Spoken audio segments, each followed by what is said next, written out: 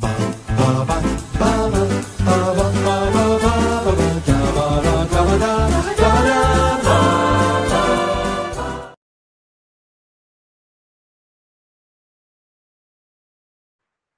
everybody. I'm Thomas Carruthers. I'm Will Leggetter. Ooh, we've never had two guests.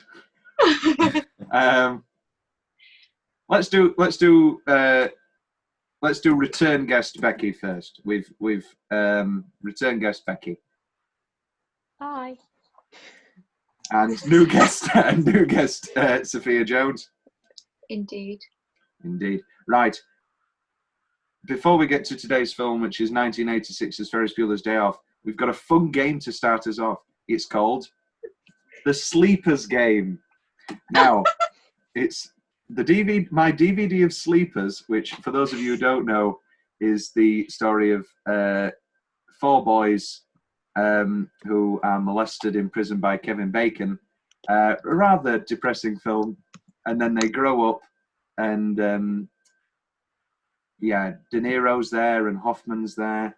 Barry Levinson directed it. Anyway, on my DVD, for some reason, underneath each of the actors, it gives you what the creators of the DVD see as their top 3 films. So, can you guess, according to this DVD's, Kevin Bacon's top 3 films? The DVD was released in 2001. Apollo 13. That's a lie. Oh no, sorry. I was reading the right. I was reading the right thing. Apollo 13 is correct.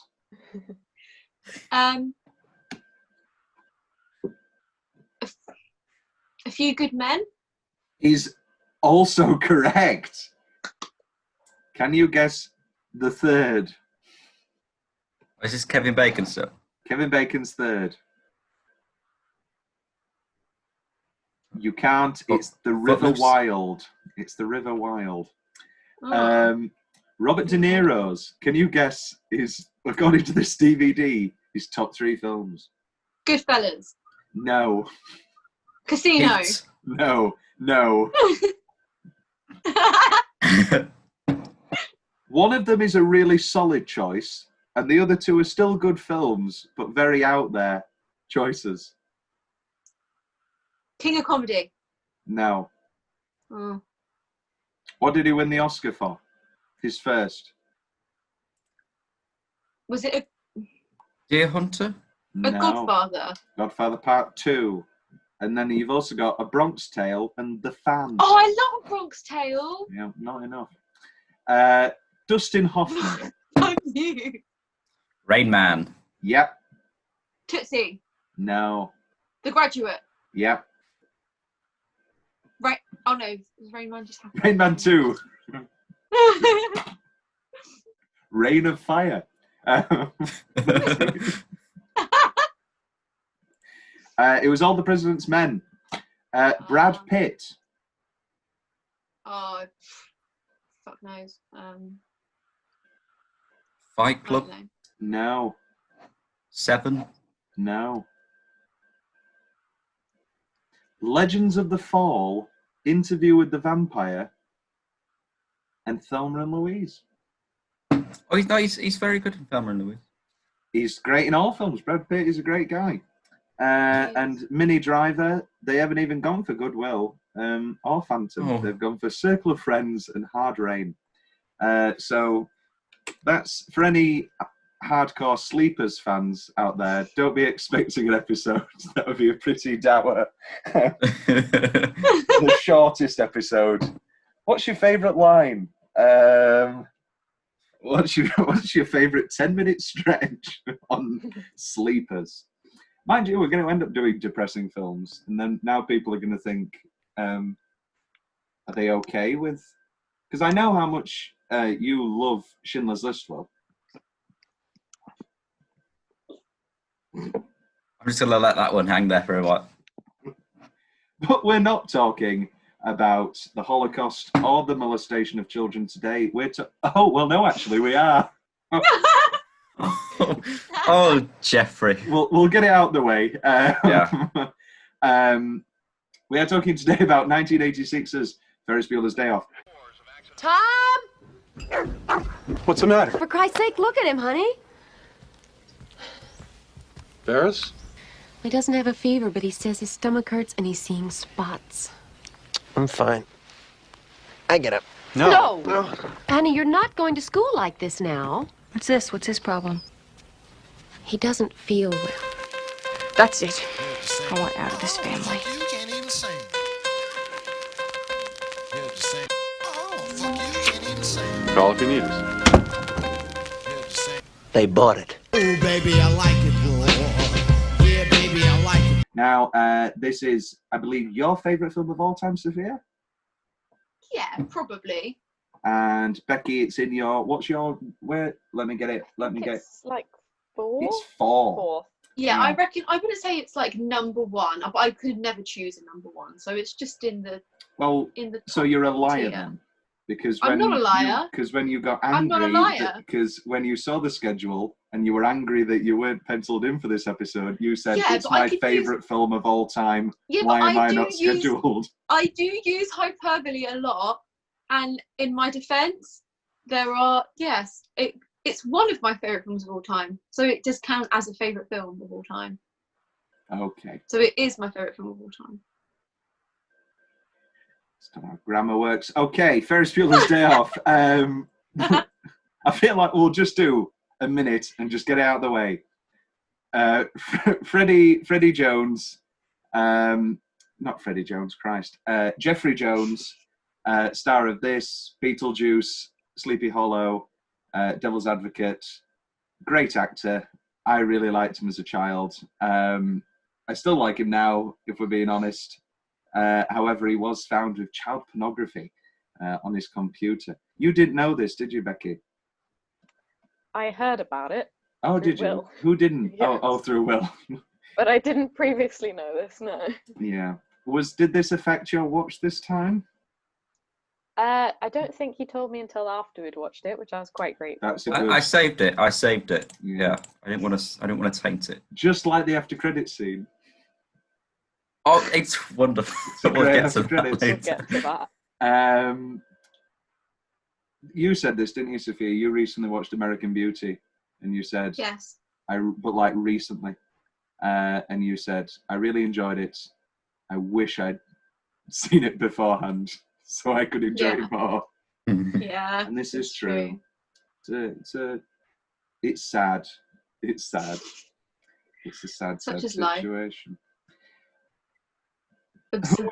Who wants to describe it then? Fight. Life moves pretty fast. You don't stop and look around once in a while, you could miss it. Yeah, baby, I like it. Oh, baby, I like it. Yeah, baby, I like it. Bueller. Bueller. Grace! Bueller. Never. We don't need no education. What are we gonna do? The question isn't what are we going to do, the question is what aren't we going to do? You describe it, Tom. No. The guest always describes the film that they brought in. I can do it. Yeah, I feel she's like I'm in. really She's talked a lot. thrown you under the bus. Ferris Bueller, popular guy at school, has a day off. Okay. There we go. Are we going to do it like that game? You say a word, that isn't the word. Yes. He Let's goes do on a it. day off. Let's do it. Much hilarity ensues, and it's a rollicking good film. Great film. It is a great film. Let's jump into opening line Hall of Fame. It's a beautiful day in Chicago today. Chicago. Lovely line. See, that's not my favourite bit of the intro. I'd say the actual opening line is kind of but when it gets to that opening monologue, oh Yeah. boy. But That's gotta be- as we established This is opening line Hall of Fame. Yeah, you really can't Not. get your head around the simple fact. We have best line. We'll get to that later. But that does Well, exist. Opening line isn't great. I'm just going to leave it there. Do you I not think it sets the film up Yeah. beautifully. It is a wonderful It's day, the and he it's does the have inspiration. a wonderful day in Chicago. Yeah. Maybe if Ferris heard on the net and heard on the radio, it's going to be a shit day. I don't know if they'd say that on the radio. But maybe he wouldn't have his day off. True. I Yeah. still don't think it's as good as other films I've seen. This is true. Let's have a bit of behind the scenes before we jump into the film. Relationships. Did you know that Ferris Bueller's parents fell in love and married Aww. That's so cute. and divorced a decade Wait, later? after meeting on Ferris Bueller? After meeting on, well, I was watching the behind the scenes. They went on a date after the rehearsal because John Hughes liked to rehearse, and they started courting, and they were more or less the way that the dad puts it is that they were more than casual by the time they actually got to filming. And then they married, and then they have since divorced. And obviously, Mathew Broderick and Jennifer Grey were in a relationship following this film. They got engaged. They're engaged, yeah. Yeah, and then that ended, unfortunately, tragically. Which we don't need to go. Would that be 3 episodes in a row? I Where think we it would. discuss the tragic death of the mother and the daughter that Mathew Broderick ploughed into. YouTube comments. Let's jump straight in. This probably was a huge influence on Phineas and Ferb. What? Do we think? Yes. Can we see that? Which doesn't make sense because the whole point is that it's summer vacation. Yeah, it's a bit of a stretch. I wouldn't say that at all. Actually, I guess the sister thing. Yeah, Candice. I think we should introduce a new segment where if there's a comment that we really disagree with, we set up our own YouTube account and actually reply to that person, letting them know how wrong they are. That could be your separate blog. I pray that they will never ever remake this movie at all, but a Broadway show would most definitely do.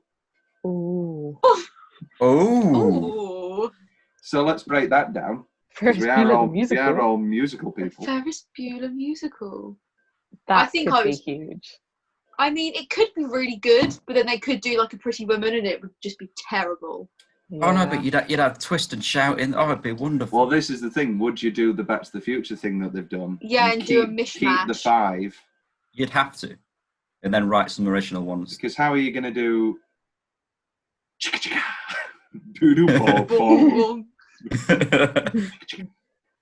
Love Missile. Ooh, shoot it up.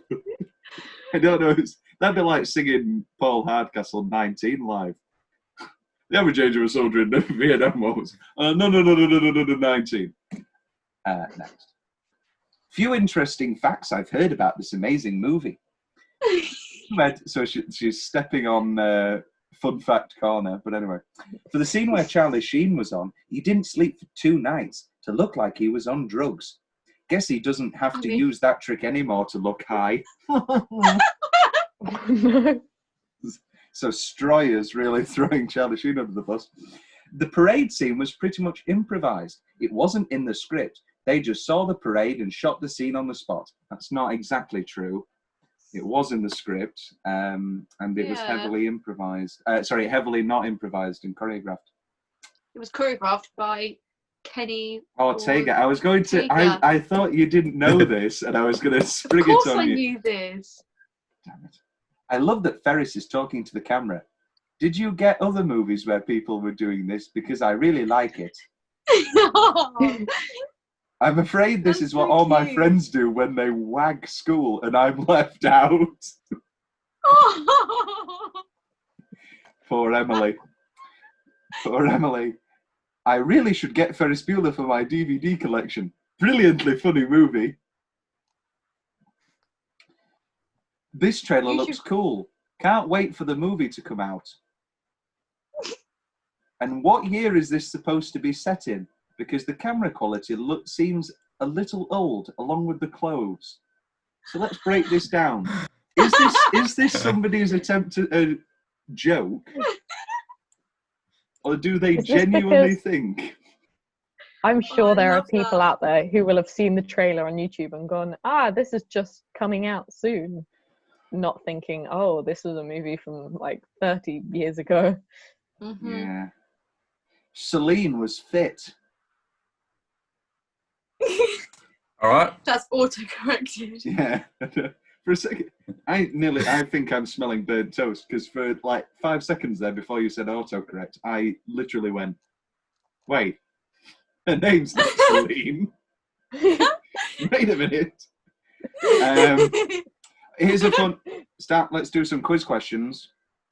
How old was Alan Ruck when filming Oh my the film? god. 32. 32. Will? I'll go 31 just for the fun of it. Becky? Shit's nickels. 35. He was 29. Will gets 1 point. Oh, Will starts this time. Jennifer Grey was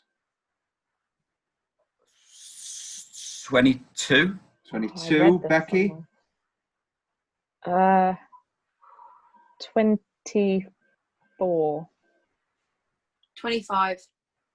She was 27. Who was the? Hey! Oh. So it's 1 point to Sophia. Becky, you start. Yay. Mathew Broderick was. Okay, I did read this as well. 25. 25. Sophia. 23. And Will. 23. It is 23. But Sophia does get the point, I'm afraid, for guessing it first. So it's 2-1. Will, if you get this next question right, it goes to a tiebreaker. Becky, if you get it, then you've redeemed yourself slightly, but Sophia has won. Mia Sara was how old? I know this. Oh. Oh, And let's just stop now. Will, I know, and Sophia does get the first guess. Oh, wait, no, I said that. I don't know. And she shit the bed. Oh, I don't. 18. Yeah, I think that's right. I don't have the actual thing in front of me for this I was one. going to say 17, but I think it was 18. She's 17 in the film. She was 18. Okay. Today's comedy movies wish they could be half as funny as this. True.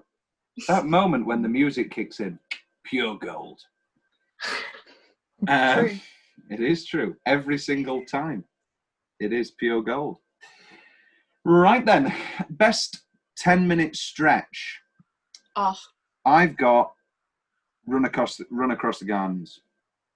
Yep, that's mine. Yeah, Yours? That's not it's mine. that end bit. I disagree. Okay. Ooh. You're Well, not pull- disagree. It's not a disagreement. No, it's it's just all right. my, It's all right. Go for it. my bit.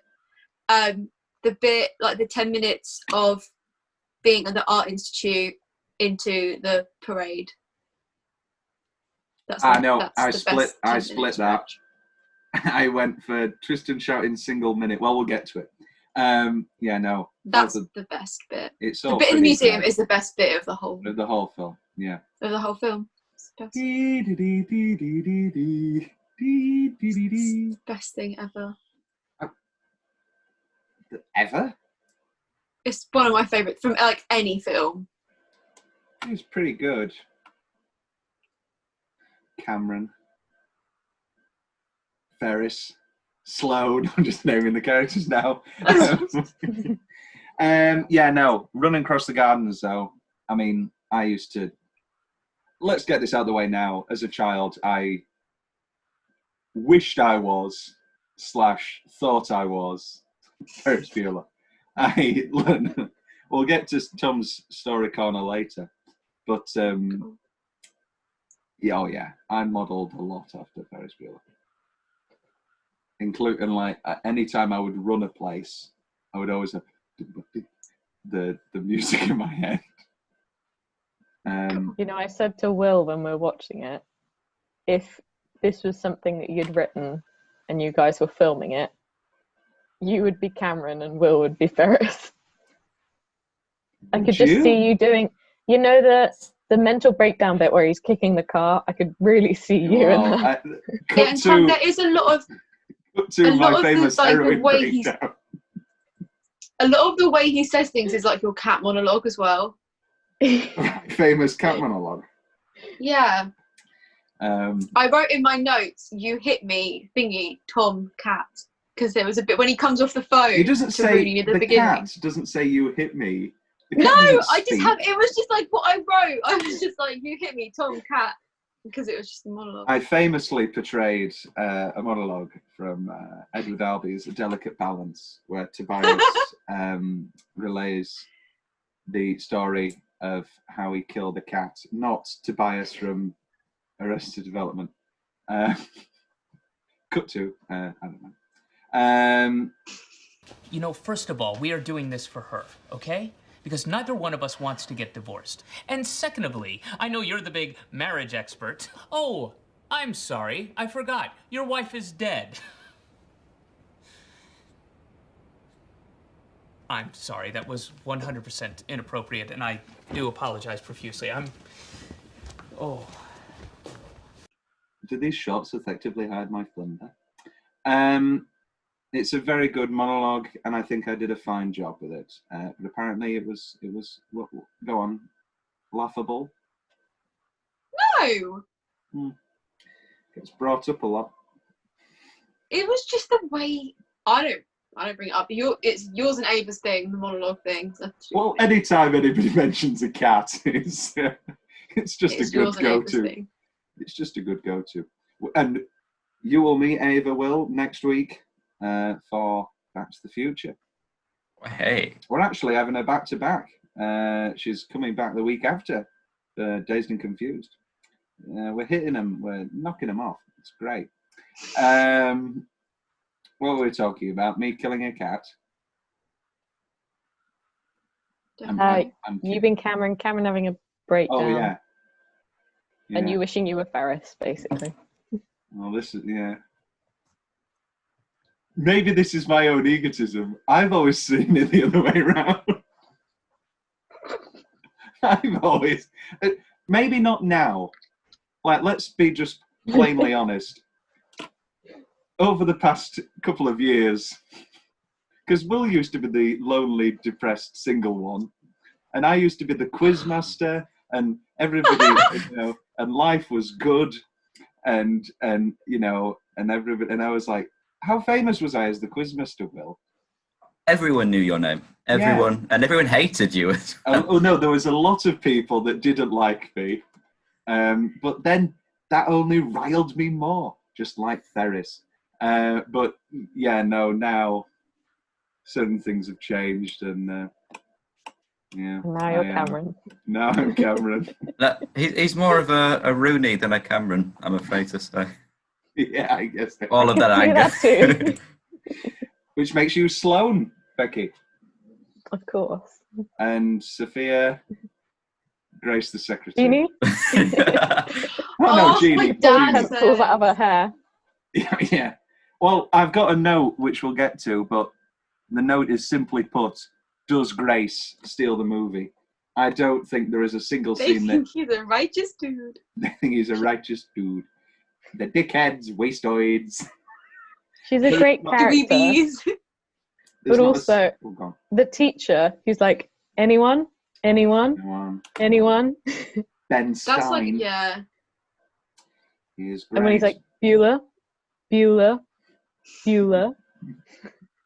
Fry, and then it just cuts. I love that bit.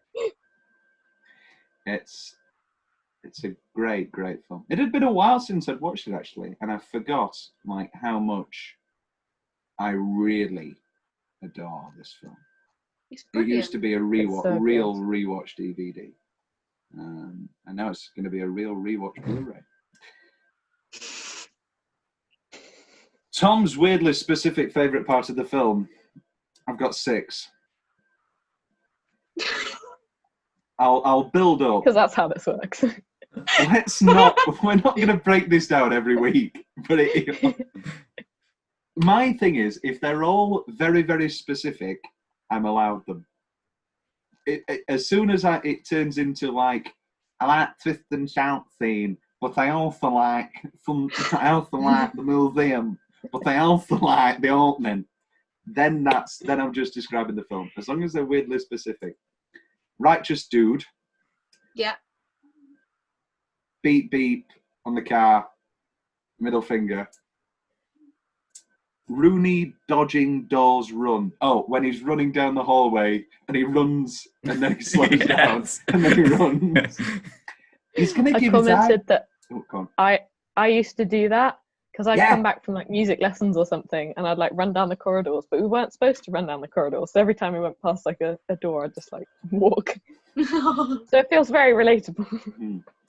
He's gonna give his eyes to Stevie Wonder. Oh my god, I wrote that down. I love that bit. My favourite bit, even since I was a child, is I'm the I have come to make your pluck because I'm the nurse who likes to slam the door. Can we? So let's break this down. Has somebody hired a prostitute to cheer Ferris up? Yeah. That's exactly what someone's done. I think so. Who are those other 5 men? They're just part of the like. Didn't they all have different presents? Like one of them had balloons, one of them had like, I don't know. They were all kind of things for Ferris.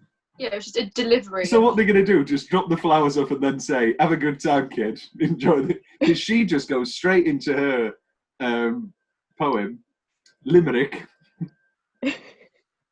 I guess so. Did you know who would like to say dirty limericks all the time? Judi Dench. Alfred Hitchcock. Oh. And they used to, apparently he knew all of them. Yeah. Pardon me. Also, who's that man in the background with a plaster cast pink head? Did any of you see it? No. It's frightening. It's like a big mask, a big papier-mâché head. Just type, Sophia, have you see? Can you see it? Who's got it? It's. Wait. And I just don't understand. Is this part of? Again, we go back to who is that guy? I mean, the audience have already seen it because I've put the picture up. Now we're just. Oh, I've just found it. There we are. Yeah. Oh no. Who is he? That's awful. Because if we're going Oh on, my god. Okay, so one of them has balloons, one of them has flowers, and then there's this creepy There's just a mask random guy. but this all Oh, goes back to the no. same thing of they let the nurse do the poem. It's not like Anyway. They all just look very. Yeah. Mm. Yeah. And then Sunday in the Park with George. The zoom in on the. Again, very I can see this now more and more. Becky, I am Cameron. Looking for meaning and finding nothing. Just constant. Oh, I love that bit. Zooming in and in. The Dream Academies. Please get me. Please get me what I want. No, please let me get what I want. Yeah. Beautiful rendition. Beautiful film. Beautiful part of the film. And he would use Dream Academy again for the sad part of Planes, Trains, and Automobiles. They do the music for his speech.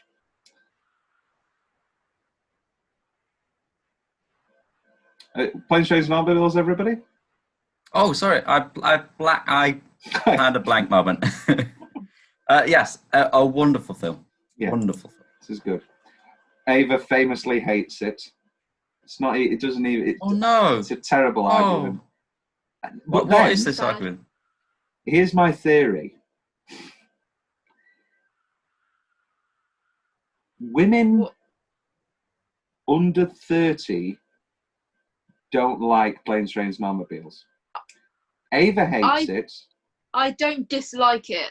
But you don't love it, do you? I don't love it. No, and a lot of it's Mitchell's favourite John Hughes film, so I'm kind of like, right. I should probably give it another try. Yeah. Maybe I will love it. Because, yeah, and Lady from the Past, she was like, oh, you know, it's good, but like it's not that good. And then Lady from the Past's cousin didn't like it, and then it was at that dinner table.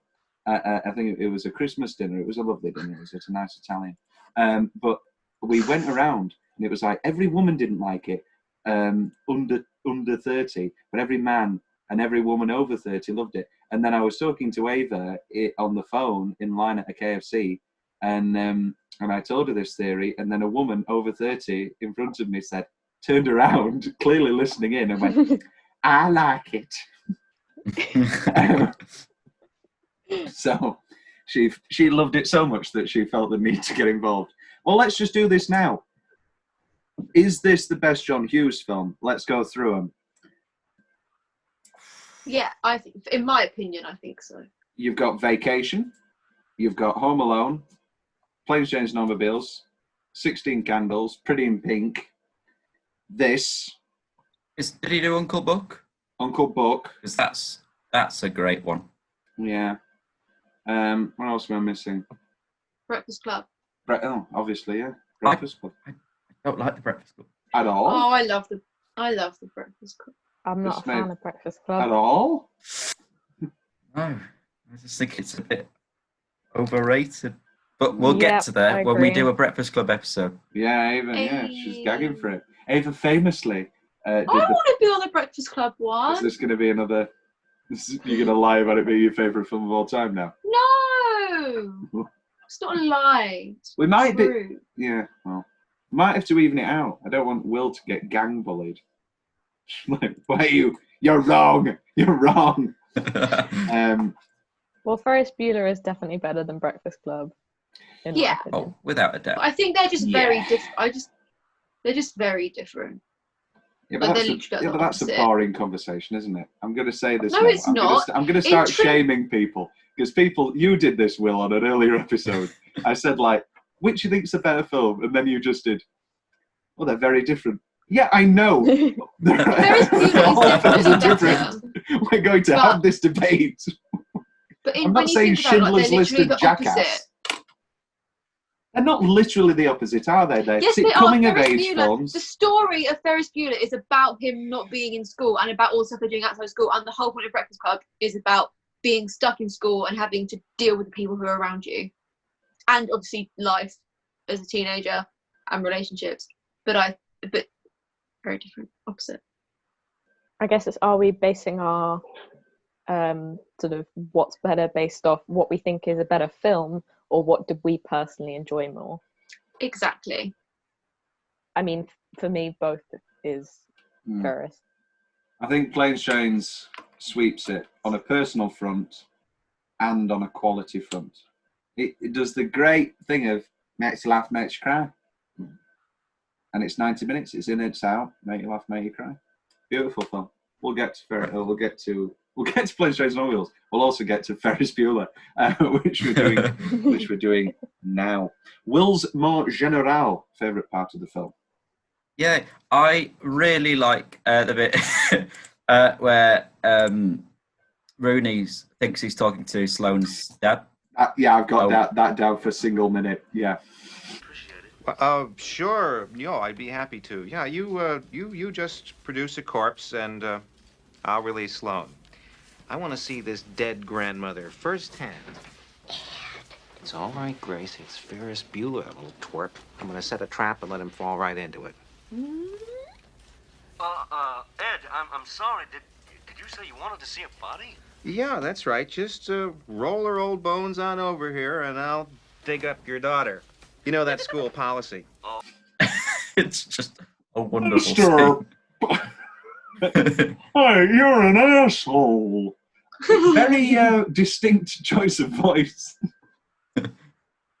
I also really like the opening where he's setting up the day, and he's got like a little pulley where he's setting up like his bed to make it look like. That's the sort of thing I like to do as a child. Make little and the curtains inventions That in is- my room. I and then tried doing that, but I didn't know how, and so I just broke my sister's Barbie and wrapped the wires around the Barbie. Like, I'm sure what was meant to look like an invention my mother probably rang Childline. It was like, I think it's going to become a sadist. It's tearing up. Mum, can I watch Sands of the Lambs yet? Oh, I love wire. No, Oh, wait. Was she a great big fat person? Yeah, she was a big girl, sir. Yeah. Mum, why don't we have a basement with a well? And it rubs the lotion on its skin, it does it when it's tall. It rubs the lotion on its skin or else it gets the hose again. You don't know what pain is! We'll get to the Silence of the Lambs. I'm rereading Silence of the Lambs in preparation for the episode. Look behind the curtain. And both of the black characters, Thomas Harris, he can only think of one description apparently because he's strong and brown, and he did it for Cordelia and Ardelia, pardon me, her black friend, and Barney. He apparently just couldn't think of a second description. Anyway, still a great film, and the book is okay. It's obviously a great book. It's got a lot of weird little moments that I'm glad they cut. Like a bit where Hannibal has designed a watch, and he shows it, and he says to Clarice, he's like, "I'm trying to find copyright," and the idea he's had for the watch is a crucifixion, but the arms of Christ move around. It's a very odd part of the book. Anyway, where are we? Becky, Sophia. Yeah, Becky, Sophia. Your favourite parts of this film, whether they be general or whether they be weirdly specific. I like Heartless Wench. That makes me laugh. Yeah. Yeah. You Heartless Wench. And I like when in the Twist and Shout bit where there's just a group of people doing the Thriller dance. I like that. That's fun. That is good. Yeah. I mean, we've already mentioned the opening monologue and the chase scene, which are two great bits. But like specific bits, I like when he's playing the coughing sounds on the piano, and then he just starts playing a tune in coughing sounds.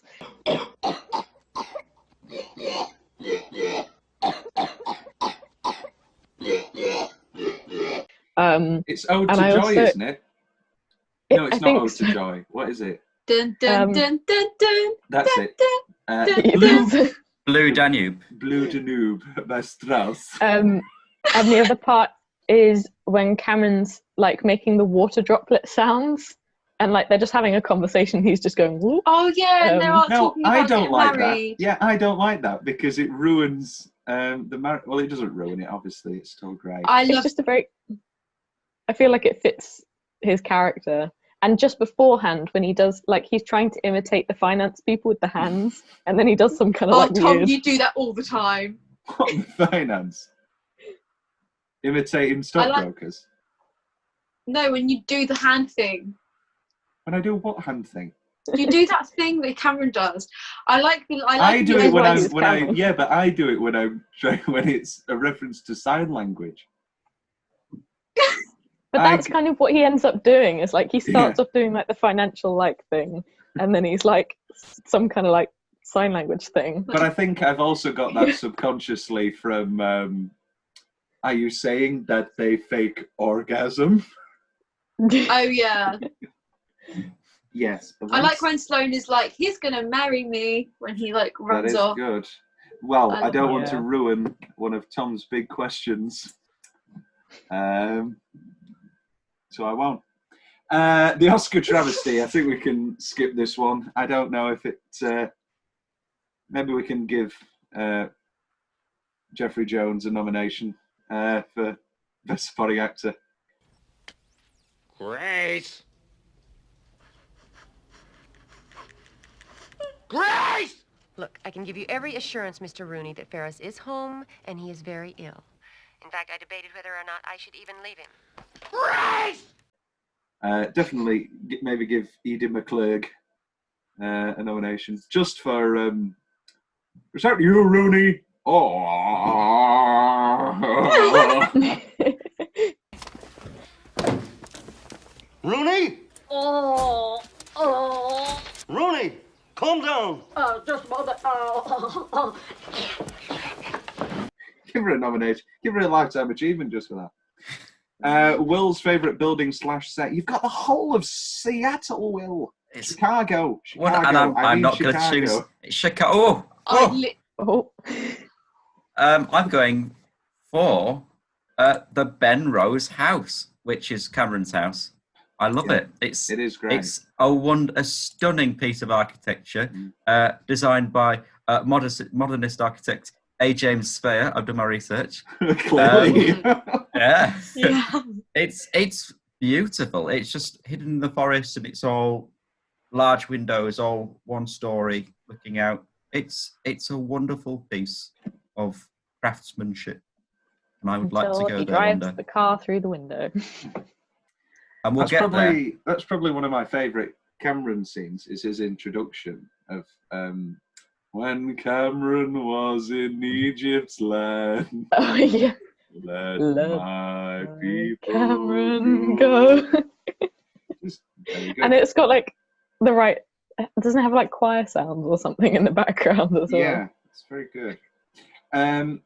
Let's talk about this now. Did anybody else notice when Jeannie says goodbye to Charlie Sheen, and she goes, yeah, my name's Jeannie, but some people call me Shauna. And then in the soundtrack, Shauna. Yes. Jeannie. I assumed they did that just so they could put the song in. Because it seemed like such a random thing to say. Like, oh, but most people call me Shauna. And then she starts singing Donkershane as well. I don't think anybody on planet Earth has heard the song Donkershane before Ferris Bueller's Day Off, and yet everybody is singing Donkershane. And also, what if it wasn't a German festival? I mean, he throws it out of the way anyway with Twist and Shout. Paul McCartney very much liked the film, but he didn't like one thing. Can you guess what that was?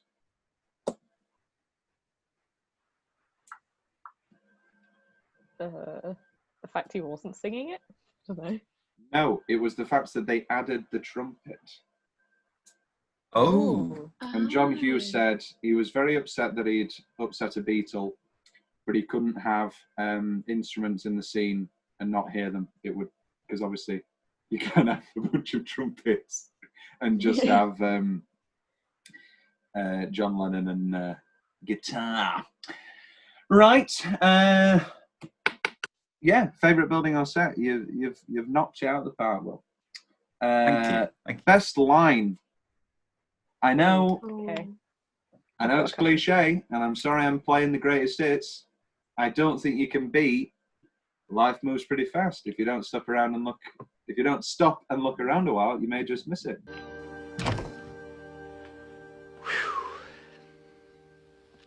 Yep. I said it before and I'll say it again. Life moves pretty fast. You don't stop and look around once in a while, you could miss it.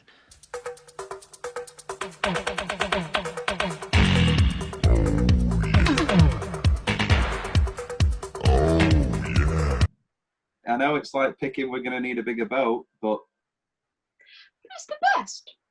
Yeah. It is great. But also, there's two in one scene that I just love.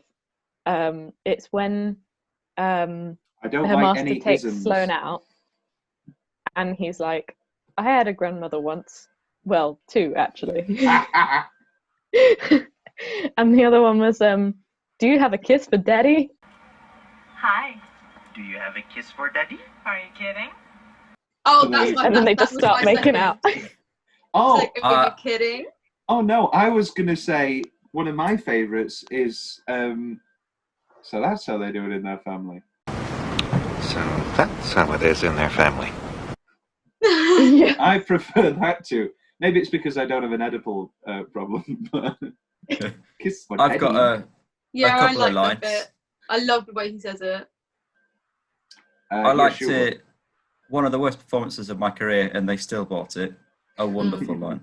Yeah. But then I also love the one where he's like, pardon my French, but Cameron's so tight that if you stuck a lump of coal up his ass, in 2 weeks you'd have a To get a diamond. diamond. It's wonderful. I also like when he's like playing his like whatever he's playing, his Clarinet. instrument. Yeah, and then he's like, never had one lesson, and like goes back to it. It's really funny. I like that bit. Completely improvised. They just saw a clarinet on the set and said, do something. There are so many great lines. Like all of these are like. What a little asshole. What's better? What's better, Sophia? What a Seeing fucking as you- asshole. Well, yeah, what's better? Is it Grace the secretary going, what a little asshole? Or is it Laura Dern in Marriage Story? I think Laura Dern wins it. I mean, you can't beat Laura Dern. You can't beat Laura Dern. Throwing another line to the mix. Go home, go. Let the ending be. Oh, Where wait, he's well, like, no, it's over. you're stepping on Closing Line Hall of Fame, Will. I'm sorry. Yeah, Let's you've just taken 2 of the end bits. Let's just do it now.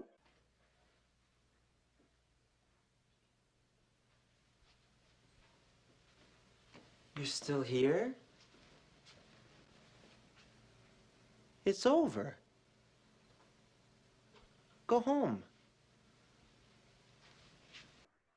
Seen as fuck the structure. We've got seen as he's Ferris now, and he's crazy. And I've gone full circle. As a kid, I found Cameron annoying, and now I'm Cameron. Isn't that just the circle of life? Yeah, crazy Will wants to do Closing Line Hall of Fame in the middle of the episode. So yeah, let's talk about the closing credits, including the after credits. Oh, that whole final bit. That scene. I mean, yeah, the Very fact he says funny. that line about you might miss it, like both at the start and the end, nice Yeah. circle round. Then the fact it moves to the headmaster getting on the bus for the credit scene, amazing. gummy bears. Just every single part of that. And then the like, why are you still here? Go home. Oh, possibly the best end to a film ever. It's good. Also, It's clever. do you know why they've not gone home? Because the after credit scene lasts the entire credits. The joke doesn't work. I mean, it does work. It's a great joke, and I'm just playing devil's advocate. But the reason they're there is because they've been watching the scene.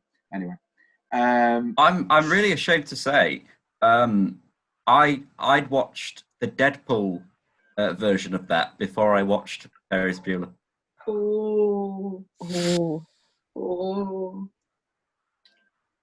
let's just ignore that. I'll cut that out. Save you some street cred. I'm kidding. I'm kidding. What's the change? My change is for Jeffrey Jones not to be a sexual offender, so I can still enjoy this film. I mean, I do still enjoy this film, but alas. I'm going to be nitpicky now. I have issues with the pacing into the big Cameron outburst with the car when he's being all moody, not saying anything. That whole section, I don't enjoy as much as the rest of the film. That's the main reason as a kid I didn't like Cameron, because I was like, oh, kind of stop dies it. to death. But now as a Cameron, I completely agree with you, Will. Like that whole section of the movie, it feels like it just kind of stops and there's not much going on for a while. And then it really picks up again for the chase scene, which is why you enjoy the running through the gardens even more, because you're like, oh, we're back. This is good. I think I've always thought it was a weird scene. You don't need him being catatonic at the pool. No. The only there's only one redeeming part of that scene. Does anybody want to take a guess? Are you gonna be a perv, Tom? No, it's not. What's perverted about it? Acknowledging a beautiful woman? Nothing. Just there's only one good part of that scene. Getting to see. Well, there we go. I am Cameron, aren't I? Did you think? I like the bit afterwards when she's like, "Could you see me when I was changed?" Yeah, I thought you were catatonic. She's like, "I'm not embarrassed." No, let's just say it plain. Mia Sara in wet lingerie. I mean, come on, not just lingerie, wet lingerie. This is anyway. Yeah, it's pretty great. I'm surprised that didn't imprint on an early age, because she's never been on my broken. I have 2 lists. Not actual lists. Not actual. She's got a lists. scrapbook. Lists of women. That would be weird.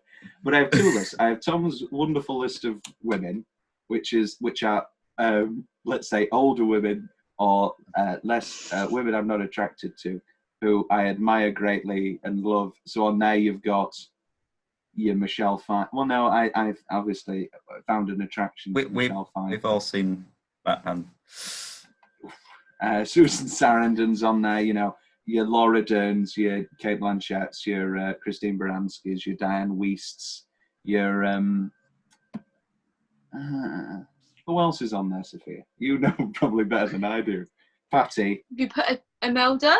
Oh yeah, definitely. Oh. If COVID, You're doing it again, Tom. if COVID stops me going to see Imelda Staunton in Hello Dolly, I will. Well, I'm not going to say Annette it. Bening? Oh yeah, she's on there. Yeah.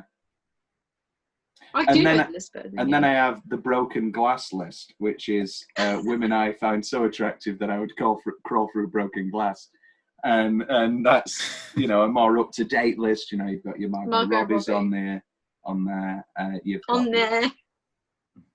Do you not think which is better? Me saying, "Oh, they're really fit," or like me doing like, "Oh, I admire." Well, no, it's the same principle. I have a list of women who I would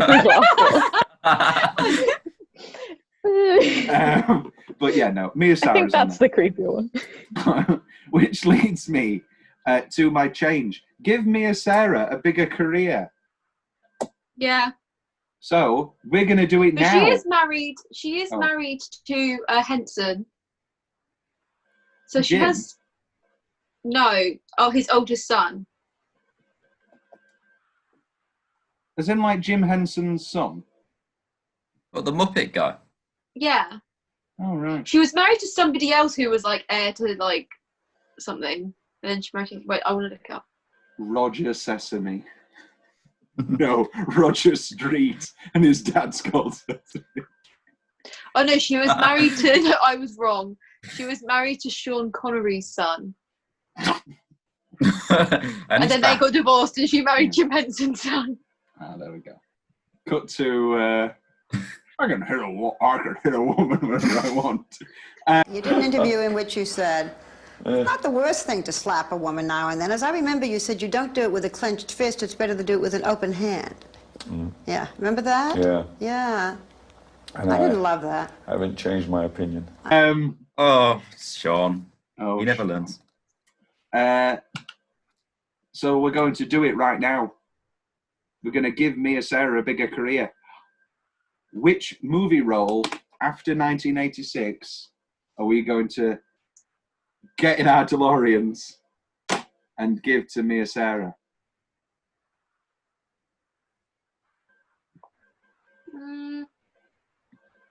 Let's start off with. Oh no, Back to the Future's 85.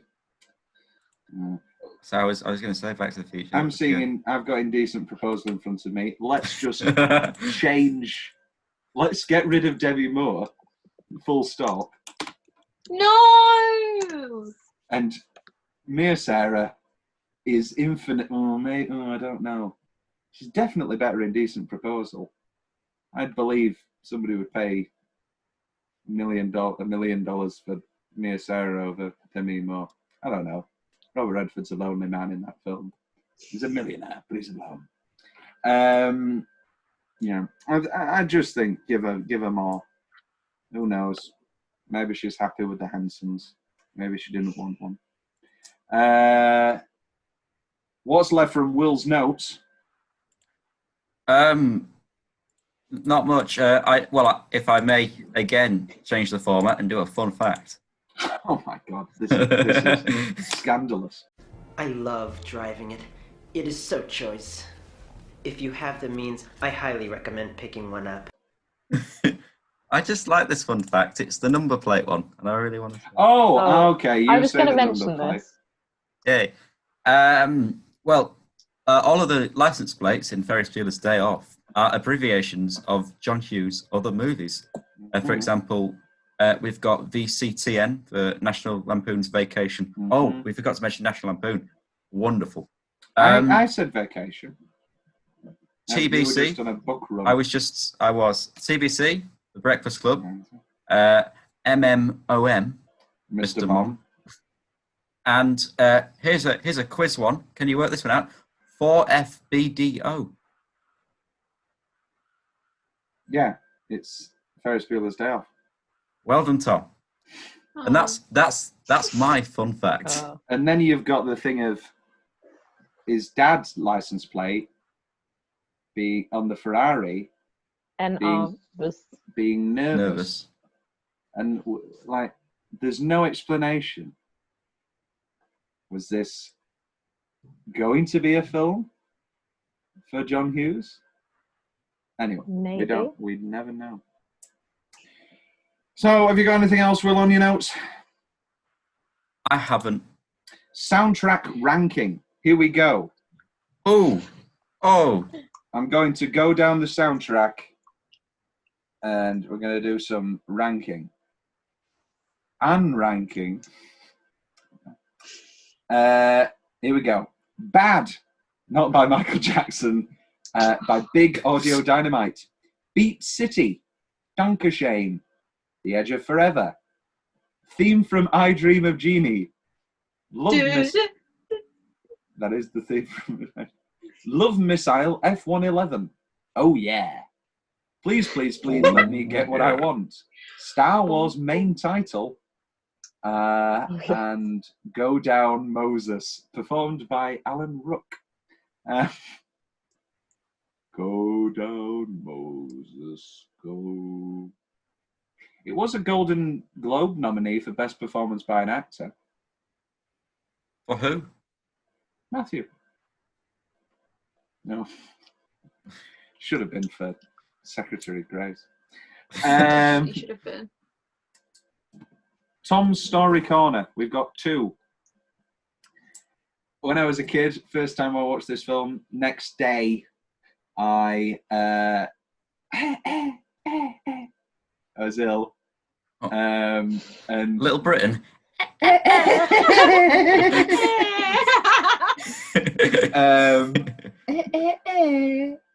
bringing it back, aren't they?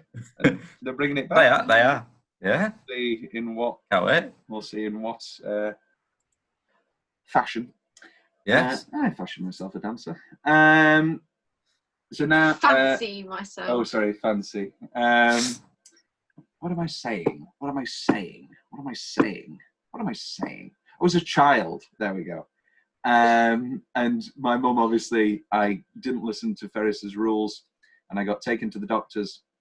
And my mum ran the doctor through the symptoms, and then I walked over to the doctor and whispered in his ear, "I'm not actually ill," hoping that the doctor would bail me out. That's so funny. Then, one of the formative moments of my childhood. This was when I was a Ferris, not a Cameron. Sharm el Sheikh, the Reef Oasis Hotel. It's karaoke night. Hundreds and hundreds of people are there. My mother signs me up without me knowing. And I go up to do a twist and shout. And it kills. They love it. I do. It blows the house down. And then it ends. After it ends, rapturous applause from all the Germans. and there was a lot of Germans, and from everybody really. And then the entertainment staff all got on their knees and bowed to me. It was a great. I thought this was like the highlight of your life, Tom. It was until the Quizmaster thing. Yeah. We don't need to get. Yeah, that was pretty good. That's a sad thing. That these are the highlights of my life. Because the other highlights have all now been tainted and I can't see as actual highlights. Well, no, they are obviously the greatest moments of my life. So did the Germans not redeem? Did the Germans not redeem themselves with that rapturous applause? No. Do you know why? Why? I lost to a German dad and his son singing a love song, and they all thought it was a really competition. cute and funny. Oh, I understand now. It was like, ha ha ha, I'm in love with you, I'm in love with you. And it was like, who thinks this is funny? That reminds me of a time my mum signed me up for a singing competition in West Ventura, but the difference was I won. So did you? I was also the only person that entered. Oh, there we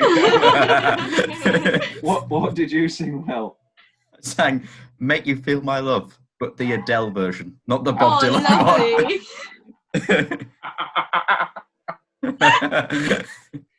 Oh, that was good. And then there was a British woman who sang "Ironic," and that was the first time I'd heard the song, and I was wowed by the funny lyricism. I was like, "Oh, this is a really funny, clever song."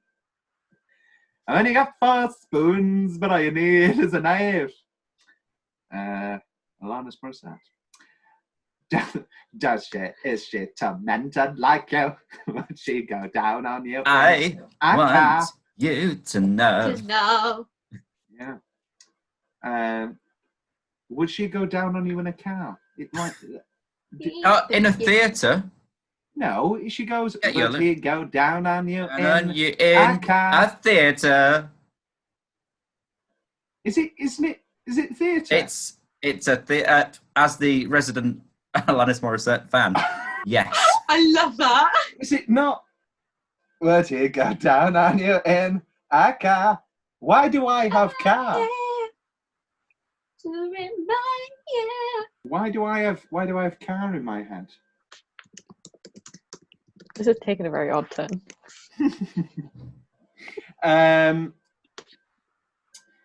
What's next? What's left from Tom's notes? Nah. My voice was so annoying there. What's a better 9? Is it 9 times? Or is it 9 extra floors?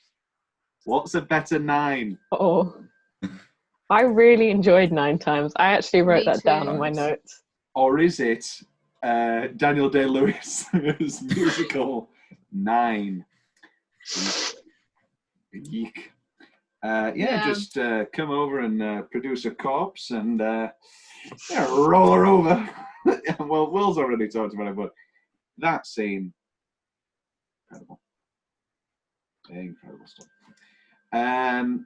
Speaking of Ferraris, I've been to Ferrari World, and I've been on the fastest roller coaster in the world.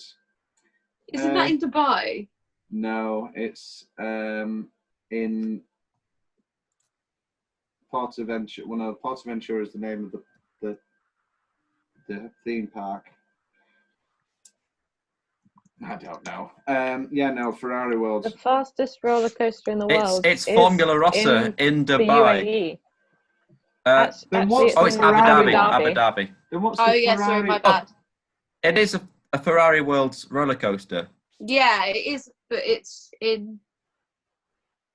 Well, they've made another Ferrari World in Portaventura. I've been to Portaventura. Yeah, have you been to Portaventura, Becky? Yeah. Were you I've there been to Berlin. Yeah, I was with you. Becky, did you go when Ferrari World was there? I would have gone in 2014, so I have no idea. No, it's new. Okay. It's a bit harsh. Yeah. No. Got a note here. Knee socks. Knee socks are always great. You like knee socks, don't I'm you? a big fan. I love jumpers, coats. This is on women. But Got his list out again. Sloane's knee socks. Sloane's knee socks. She looks great. She looks incredible in this film. I love what she wears in this. Yeah, so do I. Stock market movies. I've seen a lot of stock market movies. I still don't think I understand it. I love Trading Places. I love Wolf of Wall Street. Even though this is just a scene, I still don't think I understand the stock market. Anyway, Maitre D, is he too cartoony? Yeah. It's the eyebrows. They annoy me slightly. Yeah, Abe Froman, the Sausage King of Sausage Chicago. King. I then Googled this. There is now an Abe Froman. I don't know whether it was before or whether it's somebody maximising on the name, but somebody's made a sausage brand. The Abe Froman. Piss mints in the toilet. Oh, a wonderful inside number 9 reference. Yeah, but they are literally piss mints. They don't even bother to put them outside the bathroom. No, they are. They are inside the bathroom. Even I wouldn't eat. Well, no, I would eat those mints. Yeah, you definitely would. I've got mints right here. I love mints. Rooney's glasses. Ding. Like them. Oh, with the music, it's wonderful. Who's winning? It's 0-0. Oh no, sorry. Oh shit. It's the joke, isn't it? What's the score? 0-0. Who's winning? The Bears. Say Ferris. Did you notice the Save Ferris on the stadium? No, I saw it on the big water container thing. Well, it's on the But stadium. then so did everyone else. Yeah, that's just a shot in the film. Will, you'll like this as an artiste. My favourite painting of all time is in this film. What is it? Oh, is it the pointillism one? No. It's a shit. Oh. Is it a Picasso? No. Well, it's not Sunday afternoon. No. It's Nighthawks by Edward Hopper. The people in the diner. I've always liked Nighthawks. Yeah, that's that. Nice. I've always thought about doing a play that starts like that.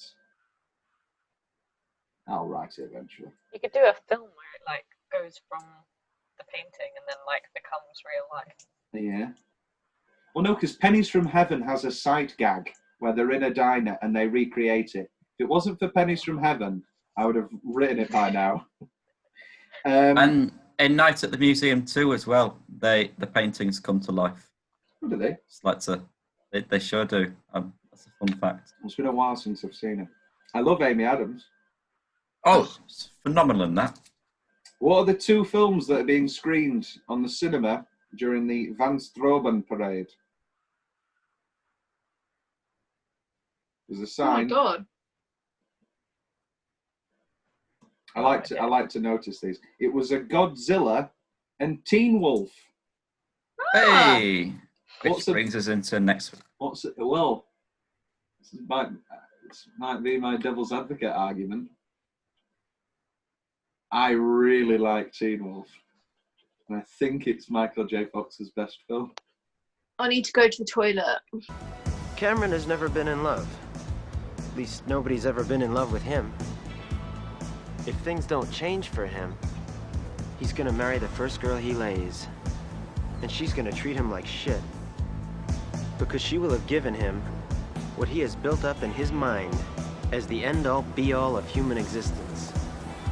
She won't respect him. Because you can't respect somebody who kisses your ass. Just doesn't work. How much longer do you think it will be? It could be any length of time, knowing Tom. I'm hungry. I mean, what have we got up to? It's not a book. I don't think there's an alternative ending. There's just a few fun facts, big question, sequel, Hall of Fame. the Clothing Line Hall of Fame and Yeah, overall I feel like it could. Yeah, I feel like it's not. it'll be maybe like half an hour. Yeah. I say that with hope. It will probably be longer. Before the break, we were talking about Michael J. Fox, and we're going to talk about him again. I think Teen Wolf's his best film. For Tom's Story Corner, there is a incredible blonde in Teen Wolf called Pamela. And there is a scene where she basically... This is all that Tom talks about. Incredible blonde. That blonde in that movie. Well, there are incredible brunettes. She just so happens to be blonde in this film. Pamela. And she basically, he gets into the school musical to get with her, and then she... Is it High School Musical? No, and then she goes, like, they start having sex in the dressing room, and she's like, "Ooh, be the wolf."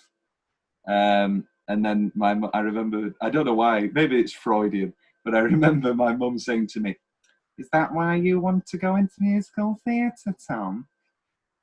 Because apparently she thought that me watching one scene from Teen Wolf would imprint on me. As of so far, there's been no dressing room escapades, but who knows? Oh, Tom.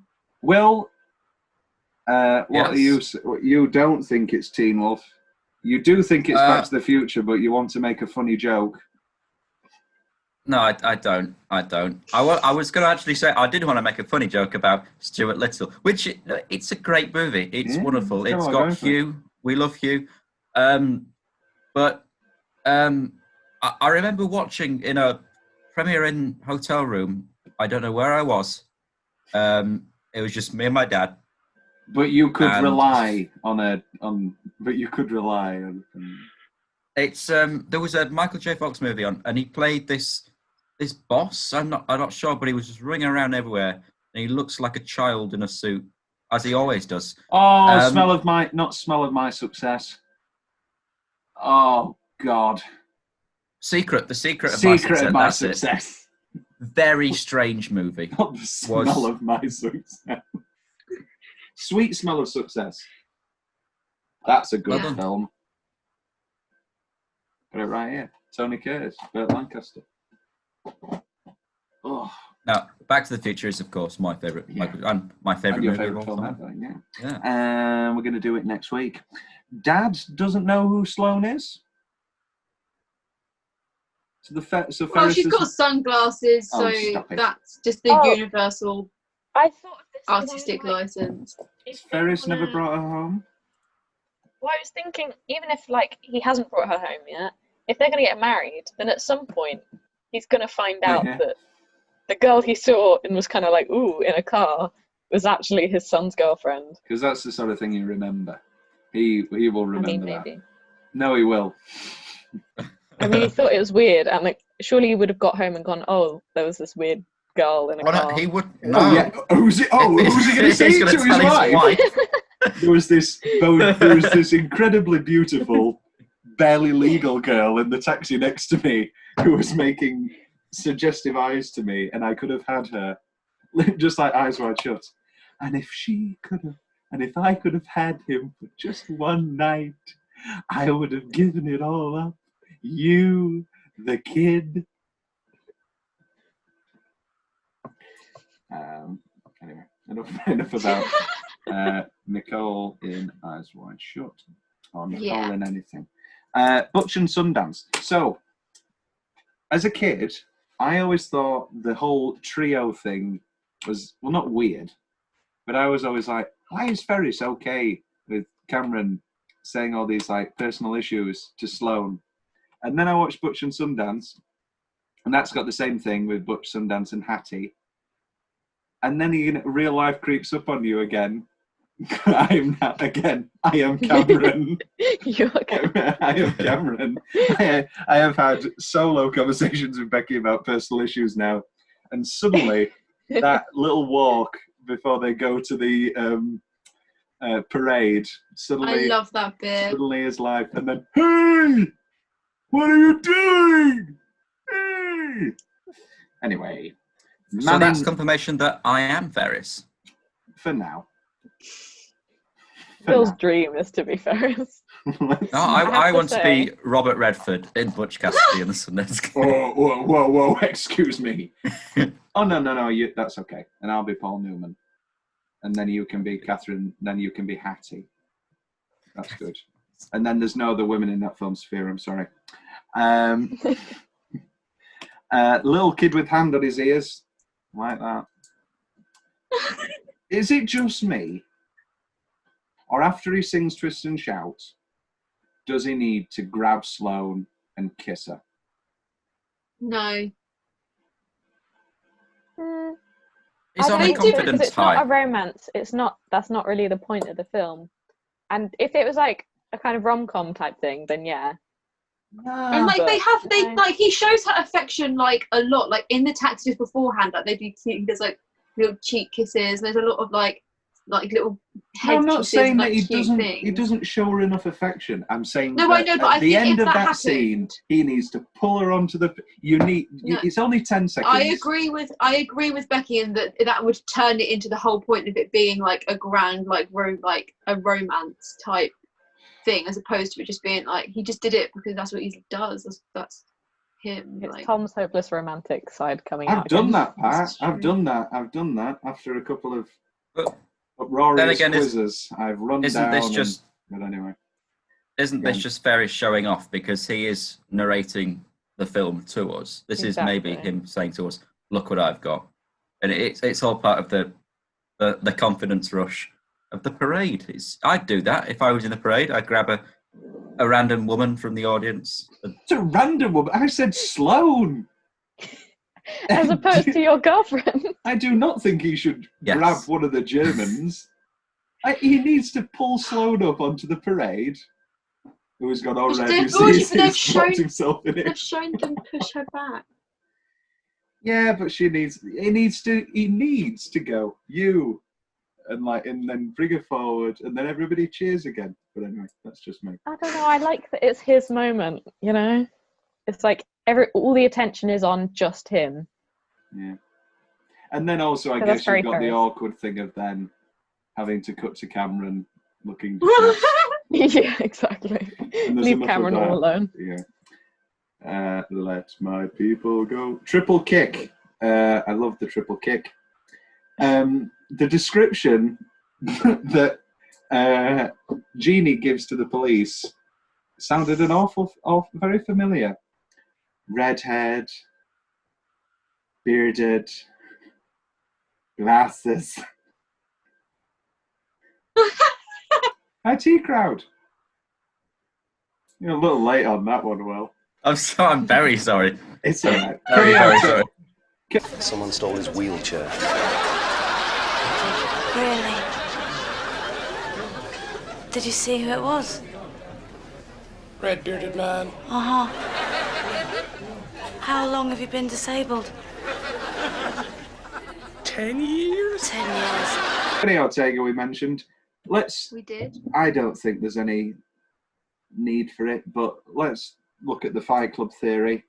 So a lot of people like to look at the film and say that Ferris is a figment of Cameron's imagination. I read this. Like Fight Club, and that, Disagree. Yeah, it's a stupid theory. It doesn't work. It doesn't work at all. It's a nice idea, but poo it. No day is that long. I don't want to be too boring. Yeah, I thought this too. I was like, when is this happening? Because they go for lunch at one point, and then they have seemingly another 12 hours of activities. No days. I can't even do that much when I'm in London or something. Yeah. Rooney's Destruction. I love it. This goes to my theory that a play that starts off with just a normal living room, and then ends with lots of smashed things and lots of The Woman in Black. More like Virginia. I love it when somebody gets slowly deteriorated over a film in their costume. We just did Election, and it's the same thing of just the destruction of the costume The deterioration. It's great. Which leads on to, does Jeannie not know Mr. Rooney? She literally goes and asks for Mr. Rooney. Yeah. Yeah, I thought this. And then he doesn't seem to recognise her either, because at the end, when she's like talking to him saying, oh, Ferris, we've been worrying about you, she's acting as if she's Ferris's then she mother. goes, you've And I'm like, do you dropped your wallet, Mr. Rooney, as if she's only just... And to counteract this, earlier in the film, the receptionist is like, oh, isn't this teacher expecting you in home ed class? As if she knows every single student's timetable to the lesson. So clearly the receptionist knows every single student. Maybe she just knows Also, all Jeannie. of the students, a lot of the students at the school don't seem to know who she is in relation to Ferris or like anything at all. When they like approach her to talk about her, like she's always just like anonymous to them. Jeannie is a figment of Cameron's imagination. It's a real Tom and Jerry. You think it's Jerry, but it's actually no. You think it's Midge. It's actually Jerry. That's not how cars work. Even I knew that as a kid. Even I know that now, and I'm not a car man. Reversing a car does not get rid of the mileage. Even I know that, and I don't know. I know now it's a Clio. I start to think surely the better thing would be to keep it going forwards so that it clocks over. But then would it have enough fuel for it? You'd surely just ring Danny DeVito's character in Matilda. I like it. That's a good movie idea. Like Harvey Keitel's Pulp Fiction Wolf character as a fixer, but it's actually Danny DeVito. You're smaller than me, and then every time he just starts insulting the people who've hired him.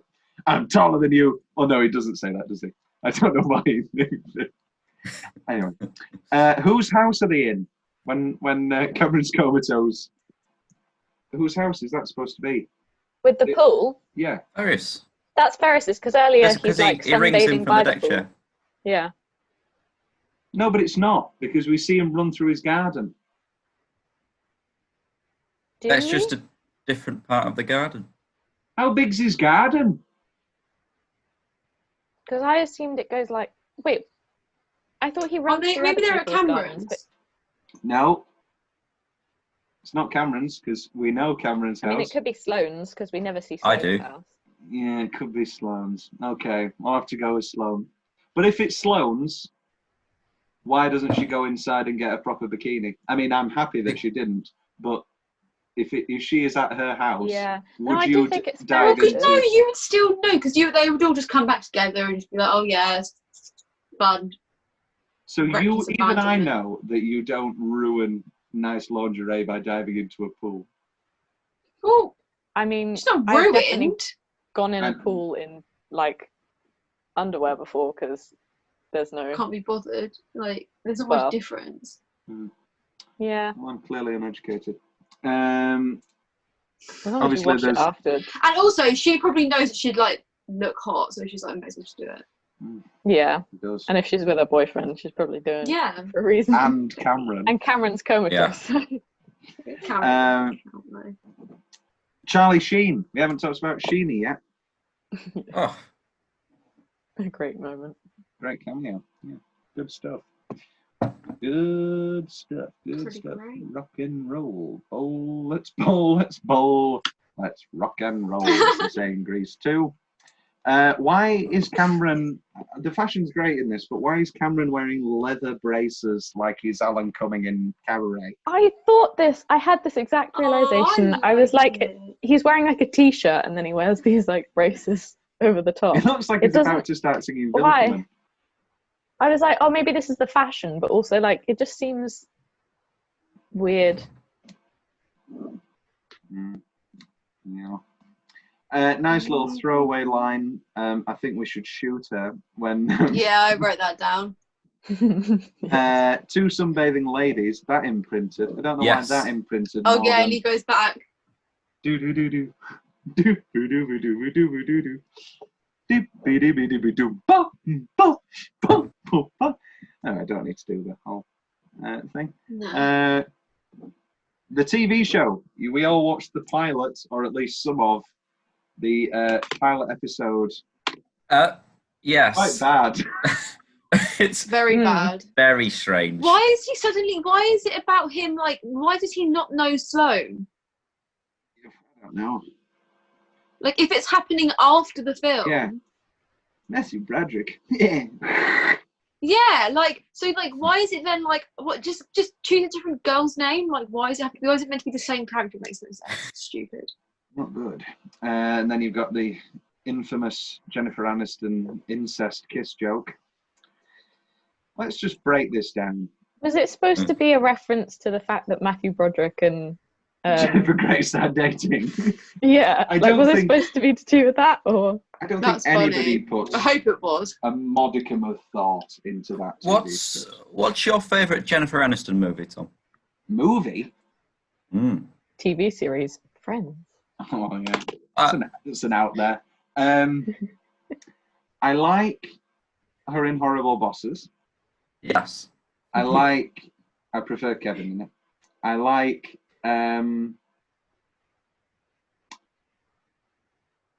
We're the Millers. We're the Millers is good. I'll throw Along I Came like Polly into the mix. Rumour Has It, which I have right here. Leprechaun? It's not Leprechaun, it's Leprechaun in the Hood. Oh no, it's not, you're right, it's just Leprechaun. Leprechaun Just go in with the it. Hood. That's the one I'm thinking of. Oh, I quite like just go with it. I like Nicole Kidman. I don't like Nicole Kidman. Oh, Marley and Me, of course, Marley and Me. No. Maybe me and my family watched Marley and Me, and none of us gave a shit. Maybe it's because we never had a dog. But like, Oh, it's so good. well, I can't not cry when I watch Marley and Me. you might have to start your own podcast because we won't be having a Marley and Me episode soon. Right, it's not based on a book. There's no alternate endings. Time for a few facts. Haven't you already done the facts? No, Will did a fact. He wanted to step on it. The script of Ferris Bueller took only 6 days to write. John Hughes was famously quick with his scripts. Cindy Pickett and Lyman Ward, who played Ferris's parents, married in real life. They later divorced in '92. The idea of a sequel had gone around for years, with Ferris in college or on the job somewhere, but the idea was dropped. Mathew Broderick felt that the film didn't need a sequel, that this film was about a specific time and place that we'd all like to revisit and didn't need updating. Mia Sara says that Mathew Broderick actually tickled her feet and needs to get her to laugh in the text cab scene. That's cute. Mia Sara beat Molly Ringwald to the role of Sloane Peterson. I'm not sure. No, I don't know whether Infinitely she. better choice. I don't think she beat her. I feel like John Hughes didn't want Molly Ringwald to do it because says he said it here- wasn't a good enough part for her. Yeah, it wasn't big enough for me. Yeah. However, it's I mean, she probably still would have wanted to do it. Like, it's contentious. There is the Yeah. opinion that John Hughes was just letting her down easy. oh, that's true. The license plate Willis nicked. Here are some names that were considered for Ferris Bueller. Rob Lowe. I can see that. John Cusack. Jim Carrey. Johnny Depp. Johnny Depp wouldn't have worked. Johnny Two Depp- steps Johnny forward. Depp, Johnny Depp would have worked for the Michael Sheen part. Yeah, See yeah, I that. agree. What, in Apocalypse Now? Charlie Sheen. But who's Martin then? That's his dad. Yeah. And you didn't even say Martin, you said Michael. I said the Welsh one. The Okay, I'm doing my Chris Tarrant voice. Have we all watched Clue yet? Oh my God. quiz. What is happening? Nobody knows. Have we watched Clue? Clue's great. Clue is a good film. Clue is not great. You were jealous that your husband was stopping at that. That's why you killed him, too. Yes. Yes, I did it. I killed Yvette. I hated her so much. It flames on the side of my face, heaving breaths. Oh, well, It's It's weird. wonderful. It's that's for the wonderful. Clue episode, aren't you? And there she was, and she was looking plain and beautiful and plain. Just beside the cook's body in the kitchen. It took less than half a minute. So who wasn't there the entire time in the kitchen? Whoever it was, he's the murderer. Actually, yeah, I did laugh. Well, you've lost your chance. No, Well, I don't want to be on it. Oh, that's all right. That's very good. Martin and Charlie Sheen. I loved you in Wall Street. Great gag. Tom Cruise. Oh, boring. Not boring. Robert Downey Jr. Oh, I like that. To be fair, I like that. all of these are plausible. And this, for me, this is the one that's most plausible. Foxy. Michael J. Fox. That one to me makes most sense. I think the rest of them, I don't know. There is what posters does Ferris have on his walls? He has a GB flag on his door. Yeah, does, did you have weirdly. like the Clash or something? He has a picture of Brian Ferry above his bed, and he has a poster for "Don't You Forget About Me." Simple Minds. According to Alan Ruck, Cameron, in one version of what happened after the movie ends, Cameron's father comes home and kills him by throwing him out of the window, and Ferris and Sloane get married and then divorce. So Alan's going for the more depressing route, it seems. He doesn't seem convinced that there's going to be much joy, which leads us to one of Tom's big questions. Do they get married? No. It's a high school crush sort of / first relationship. It probably means a lot to both of them, and then they go their separate ways. I feel like he knows that as well when he does his whole like little bit. He does like one of the direct camera bits, and he talks about but he says he wants to marry her though. Yeah. Yep. And that happens in early relationships because you're like, this is it. This is great. This is the only thing I know, and it's great. I'm going to marry them. Ferris genuinely believes it, and he would marry her because he knows that he's a very specific type of person, and that he'll struggle to find somebody that ticks that many boxes.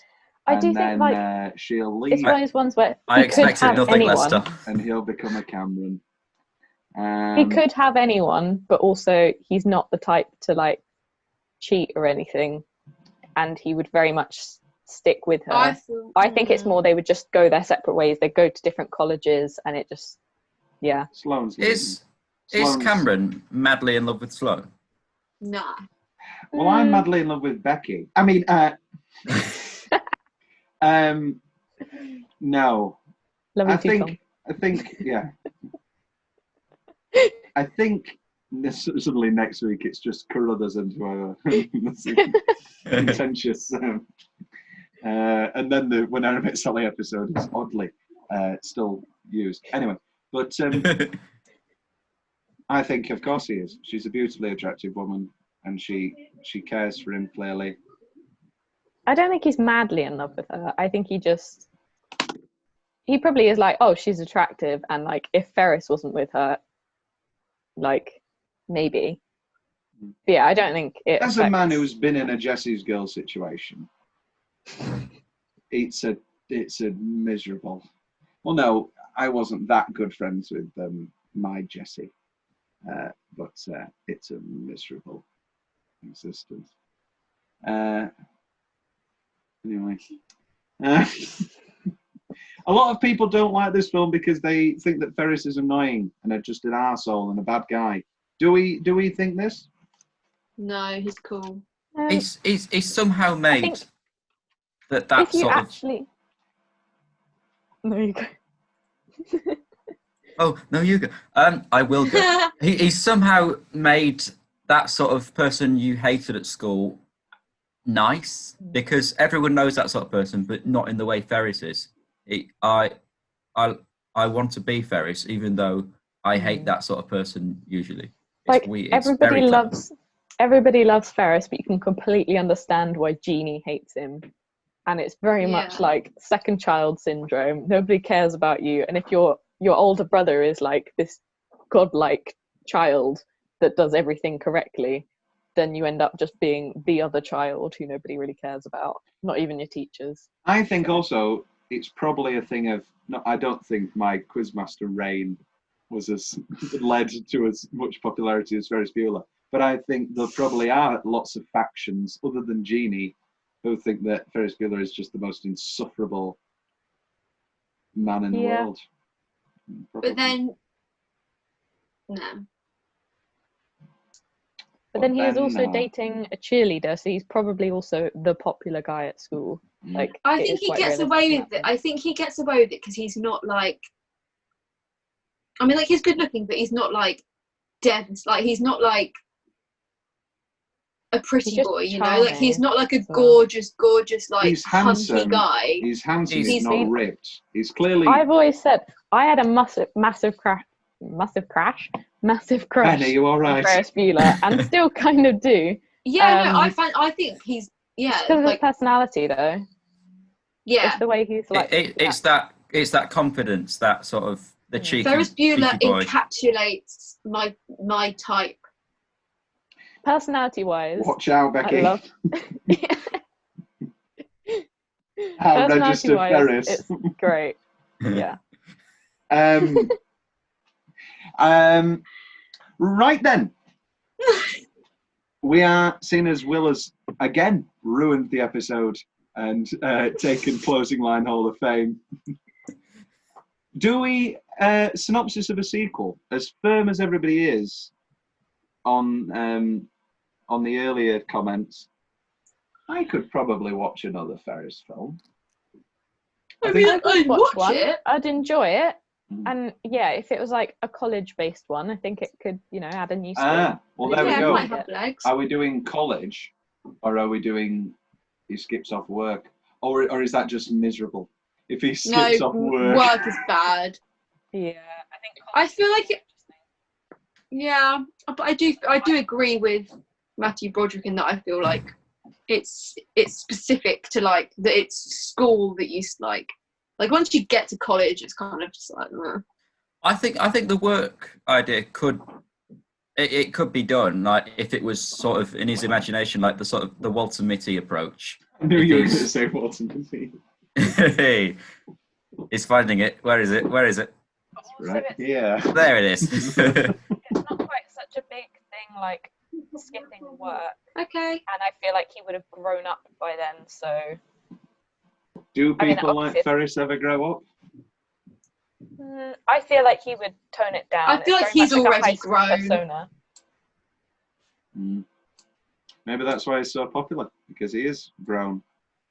Yeah, I think so.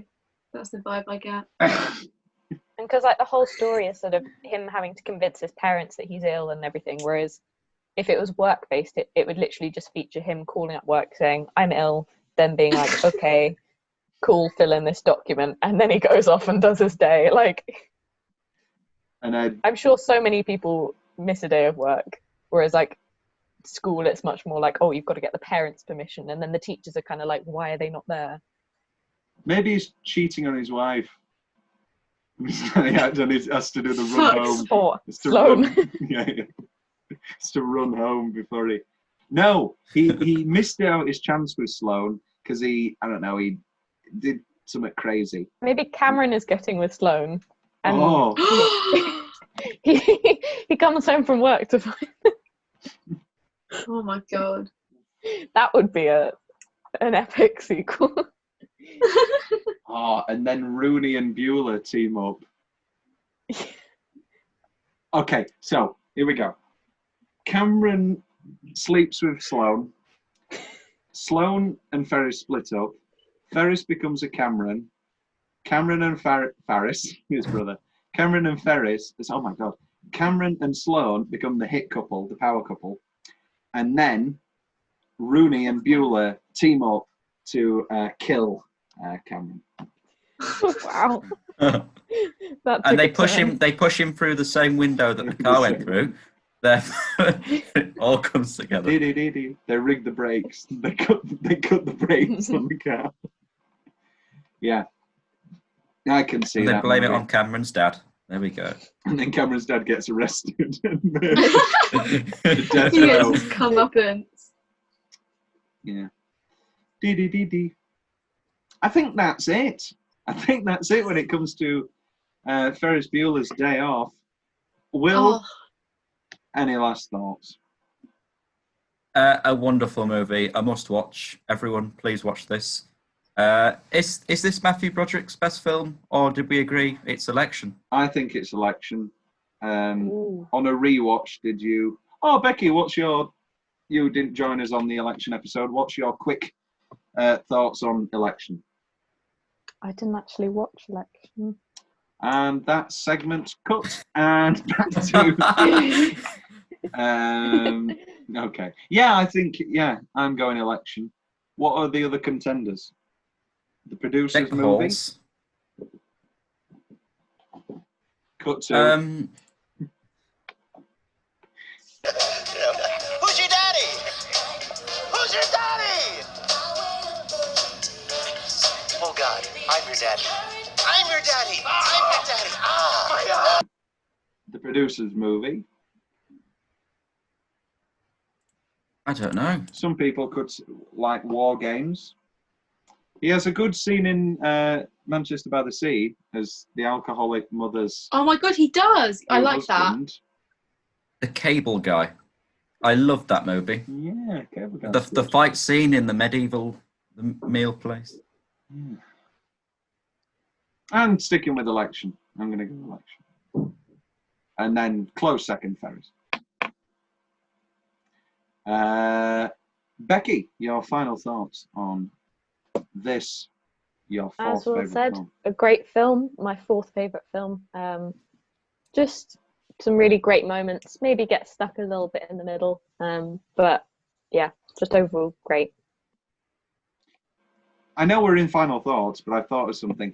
Do we care about when Cameron kicks the car and he's all like, never again, never again? No, I felt nothing in that scene, which is why I thought, why? It's just I don't like that. I feel like because we're not introduced to his father, which maybe I is think an if we artistic saw- decision, but we don't get to see that relationship, so you don't really feel it. It's just an excuse to give the character a bit of exposition, going, oh, now this is his big speech, his big angry outbursts. This is why it's not on my better top opportunities to Hughes do that. list, because Hughes Because is you've got so the incredible. At You've got doing the John those. Candy. Yeah, you've got the like, entire right at John the Candy end. bit. Yeah. Makes you bawl like a baby. The Breakfast, even though you don't like Breakfast Club, a lot of that stuff near the end, I think, is really good. You know, when they're bearing their soul. Vacation doesn't really have one. Vacation. Should that be the next fortnight? All four? Oh no, we can't do Christmas Vacation. Anyway, well, that's behind the curtain again. But I'm really hankering for a rewatch of Vacation. Yeah, I might pencil that in now. Right, Sophia, final thoughts? I still think it's brilliant. I think I don't notice any of those like sticky bits. Like even the bit you were talking about when like Cameron's like whatever on his ass for too long. I don't. For me, it doesn't take away from all of the rest of the story. So I love it. Pretty solid film. It's pretty great. Right. Next week we've talked about it enough already, but Back to the Future, part one. Back to the Future part one. It's Will's favourite film. I greatly love it. Yes. Ladies, do you have a pitch in on Back to the Future, seeing as neither of you will be with us? It is a great film. I love the trilogy. I've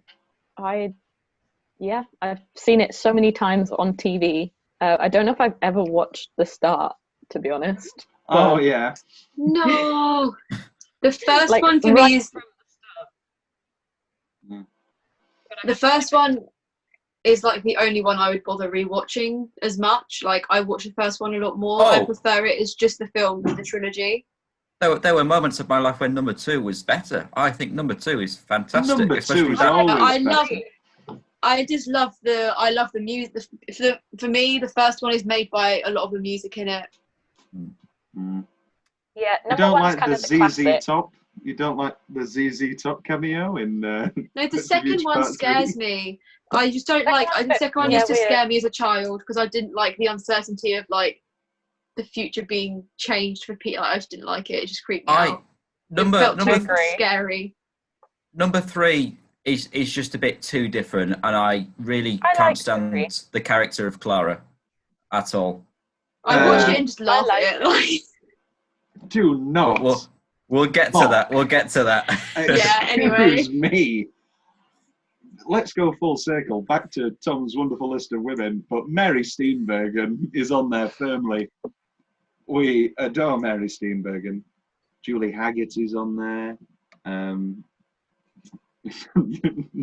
Well, I'm not just going to list more. Could do though, but I won't. It's been a pleasure having you both, and Will, you've been good too. So thank you very much, and we will be seeing you. Let's have a quick look. Becky, we will be seeing you again for the silence. Or the silence of the lambs. For the silence of the lambs. My second favourite. And Sophia, you are coming back for West Side Story, following the Shawshank Redemption. So we will see you there, and we will see you then. Many thanks. Auf Wiedersehen. So long. Farewell. Auf Wiedersehen. Goodbye. Dabba dabba dabba da da ba ba ba ba ba ba ba ba ba ba